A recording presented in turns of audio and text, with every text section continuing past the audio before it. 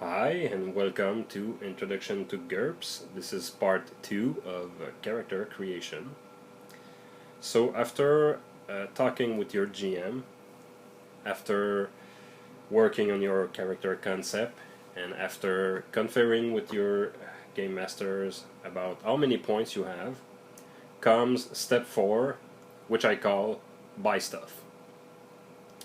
I recommend that you start buying the most expensive stuff on your character sheet or on your concept. So if you're planning to do a time traveler, if it's allowable in your campaign, maybe start by buying time traveling power, because it may very well be something that will be very costly. So but generally we will start a character in GURPS by buying attributes, and this is the most fundamental things we have all done in all RPG. So in GURPS you have 4 attributes. You have your strength, your dexterity, intelligence, and health, which are all abbreviated by ST, DX, IQ, and HT. So oftentimes we will talk about IQ or Dex or HT, and we are talking about these 4 attributes. So you have 2 main attributes, which are dexterity and IQ. Most of your skills and power will work around these 2 principal attributes, so they cost more than strength and health, for example. So strength and health cost you 10 points per extra rank, extra +1 in your stats, and dexterity and intelligence cost you 20 points. So it's double, but these 2 stats are the most powerful in the game, so it's just normal to pay more for them. So each and every one of these 4 stats begin at 10, and this is again the score that you have to roll on 3d6 to succeed at a task regarding these attributes. So I rolled very poorly here, so probably I stumble upon the floor and hit my head against the floor. So if I decompose, if we take a moment here to decompose each attribute, strength is of course your physical strength, but also your structural core or skeleton or muscle structure. So it is equivalent to hit points. So the more strong you are, the more capable you are of taking a beating in GURPS. Then dexterity is your, of course, manual dexterity, but it's also hand-eye coordination, reflex, agility. So in some games you will have like agility and dexterity being separated attributes, one being for ranged attack and the other one for dodging and being nimble and defending yourself. But the dexterity in GURPS is pretty much the same as in Pathfinder or D&D, so it's an all-encompassing agility and nimbleness attributes.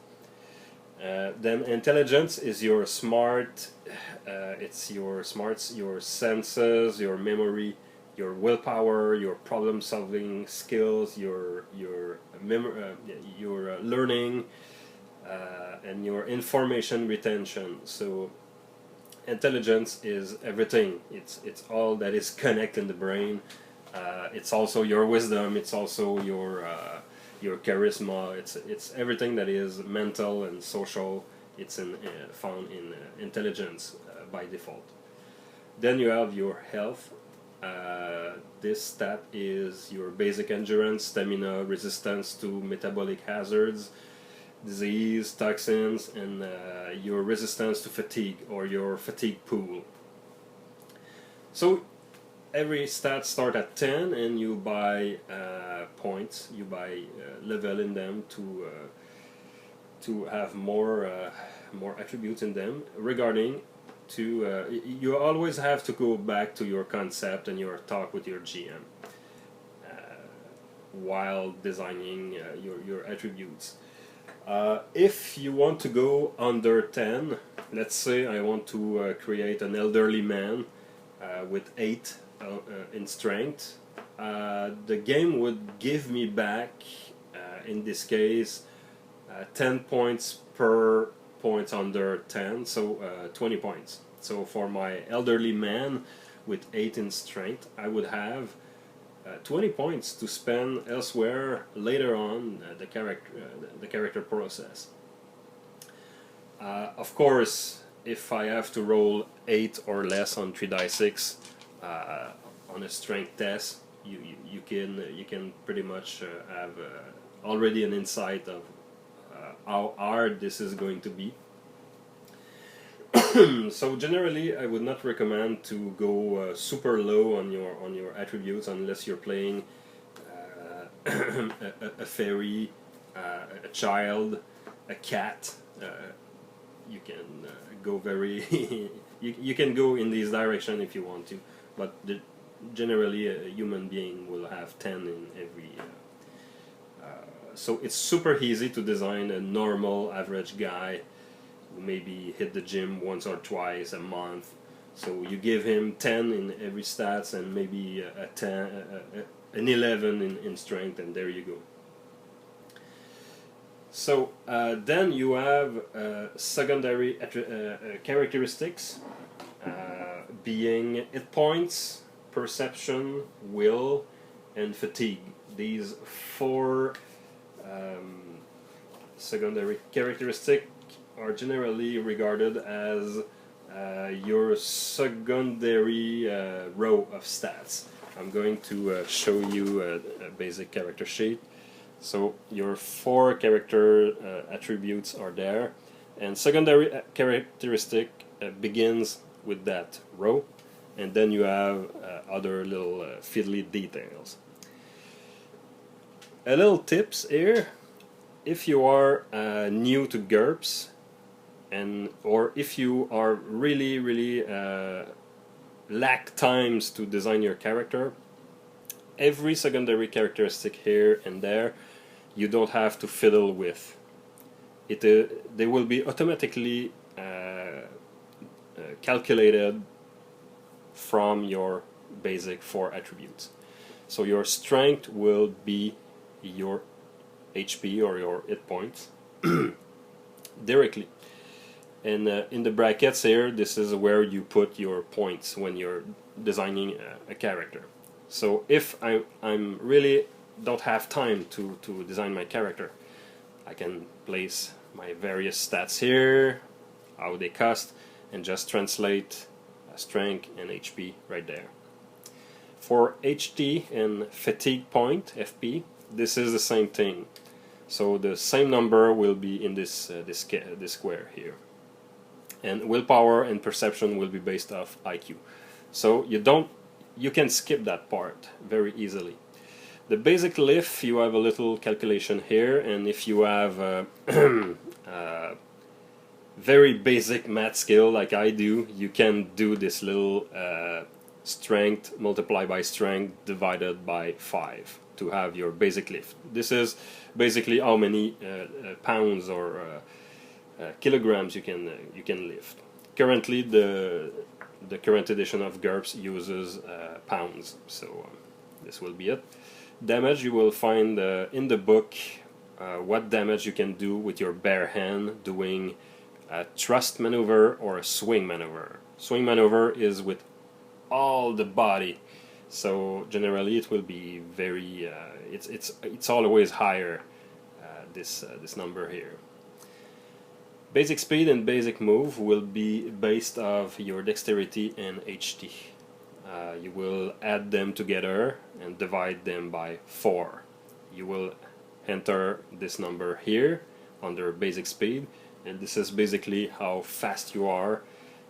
It is even more so than that. It is also your initiative. So it's very important to keep the other digits. So if I have two numbers and it gives me 5.25, add this little detail here, because you will be 0.25 faster than a person who have a 5.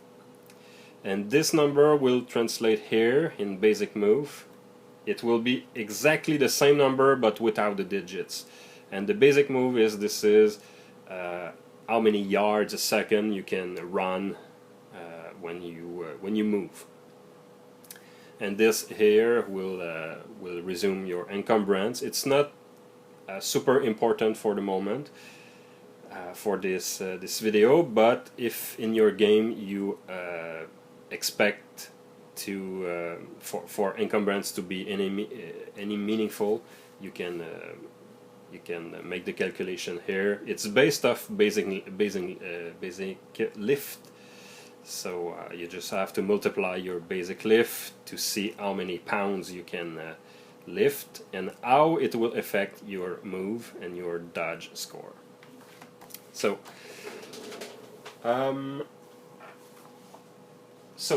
as I mentioned, I really went far into details about the secondary characteristics, but you can skip that part. If you are with veterans or an experienced GM, you will do it on the fly. You don't even have to calculate this. So you can very much skip this part. Then you go onto the book and into the advantages section, and now the fun. This is really where the game shines, in my opinion. The advantage section is very extensive. You have all kind of advantages. You have mundane advantages. You have exotic ads. You have mental, social, physical, paranormal. You have all kinds of advantage. It's so vast and extensive that you may be struck by design paralysis. If you just open the book and you say, I'm gonna make a character, you can freeze. You can freeze. There is so much choice.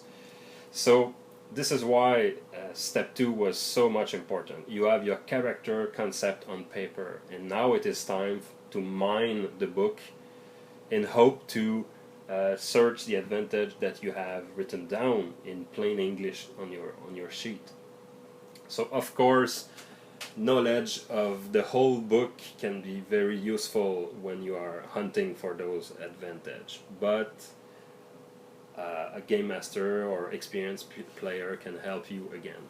But for me, when I learned the game, the fun was there to learn all these crazy powers and how they match together and how much they cost, and how could I modify them for different costs.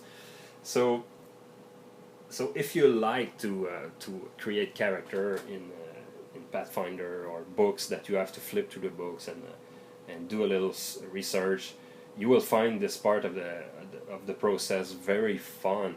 So for me, discovering the book was very much focused on advantages. So just to name a few, you have advantages like acute senses, combat reflexes, damage resistance, which could be translated as toughness in some case, high pain threshold, high detect memory, luck, the ability to fly, the ability to have telepathy, time traveling, and so forth. Everything you can imagine, you will probably be able to do it with just this book. Advantages could be described as a bonus to a stats or an attribute, or a bonus to a skill in a specific situation. For example, you can buy what they call lifting strength. Your character can be more competent, more strong when he just displace weight or mass. He's like a loader. He's like a truck. He can bench press more, but you don't have necessarily the capacity of doing more damage or having more hit points. You just can lift weight, so you can buy this precise advantage. So it's a bonus to stats, in this case strength, in a specific situation. The advantages can also be described as capabilities that normal people don't have, and it can be as occult and paranormal as you can have, or it can be very very normal. You have people who have very good memory, and in the eidetic memory advantage, you have several level of memory. You can have like an eidetic memory or a photographic memory. You can very retain everything you see, so it's very, and it costs more points, of course. Then you have disadvantages. Disads are basically reversed advantages, so they give you back points to your budget, to your initial budget. So you have it's really like ads, but in reverse. So you have exotic and mundane and physical and mental and social disadvantages. For example, bad sight, recurring nightmare, phobias, enemies, a great favorite for every heroes out there, vulnerabilities, weaknesses, one leg, every part of the body can be chopped off and be named as a disadvantage. Mania, like kleptomania or obsession or fanaticism or a sense of duty, or pacifism. If your character is a pacifist in a war game, you should be rewarded every time there is a fight and you don't fight. This is like so yeah, disadvantage are really are blockers in not in your roleplay but in your experience. They are supposed to hinder you when you play. So take notes that a disad is not a disad if it does not impact you in the game. So if you are, for example, taking vulnerability to sunlight, but the game is set in the Underdark, under the earth, this kind of disads should worth 0 point. So when you take a disad, you should be responsible for taking the heat later on in the game. You don't have a leg, well, you can just hop around. You cannot run. You don't have a leg. You have an enemy. Well, guess what? In this game, your enemy appears. So you cannot bitch about the GM about it. You designed it. You write it down on your sheet. So you generally have a limit also of points you can gain back by taking disads. In 3rd edition, it was more fixed by the GM. It was like by default a minus 45 points plus a minus 5 points for quirks. But 4th edition suggests that maybe half your points total could be the limits, but again this will be set by your GM. I've played in a game once where disads were unlimited, and it was a joke. It was a parody. It was not real. One guy had half the world population as an enemy. It was crazy. So yeah, and my recommendation concerning disads, and I will end with this. Don't go too far in disads. In a pirate game, a famous pirate games I was in, a player made a albinous giant, one-eye, alcoholic, megalomaniac pirate with one leg and yeah, he was lecherous too. So it was a walking disaster. It was impossible to play all these disads, and it was just too ridiculous. So try to limit yourself maybe to one big disads and play this one to the hilt, and complement maybe this ads with other little minor ones. You have a deep fear of the dark.